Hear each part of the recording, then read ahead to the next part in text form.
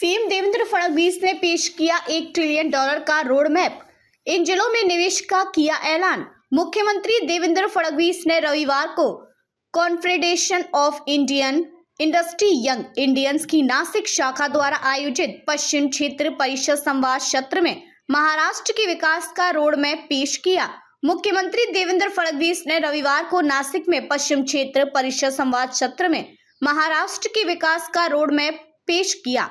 उन्होंने कहा कि भारत की अर्थव्यवस्था $5 ट्रिलियन की ओर बढ़ रही है, जिसमें महाराष्ट्र की महत्वपूर्ण भूमिका होगी। हमने वर्ष 2029 तक राज्य की अर्थव्यवस्था $1 ट्रिलियन तक पहुंचाने का रोड मैप तैयार किया है। कार्यक्रम में मौजूद उद्यमियों के समक्ष मुख्यमंत्री देवेंद्र फडणवीस ने महाराष्ट्र के विकास की प्रक्रिया को केवल किसी एक क्षेत्र तक सीमित रखने की बजाय संपूर्ण राज्य के समग्र विकास को प्राथमिकता देने की बात कही। उन्होंने कहा कि आर्थिक विकास के लिए परिवहन और आधारभूत संरचना का विकास महत्वपूर्ण है। स्मृति महामार्ग इसी दिशा में एक महत्वपूर्ण कदम है और अब शक्तिपीठ महामार्ग भी विकसित किया जा रहा है। इस मौके पर उन्होंने नासिक के भी विकास को गति देने का संकल्प व्यक्त किया।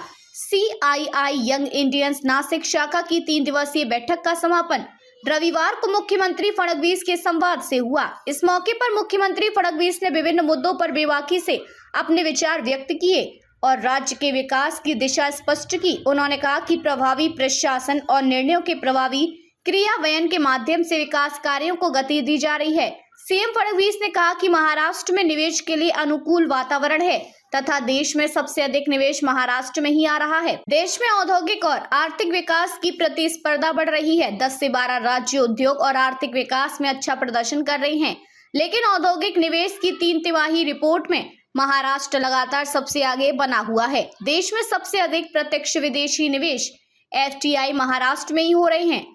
ये निवेश केवल महानगरों तक सीमित न रहे बल्कि पूरे राज्य में फैले, इसके लिए सरकार प्रयासरत है। इसलिए मुंबई व पुणे के साथ साथ छत्रपति शिवाजी नगर, नागपुर और गढ़चिरौली जैसे जिलों में भी निवेश हो रहा है। इस तरह से महाराष्ट्र गवर्नेंस का मॉडल है।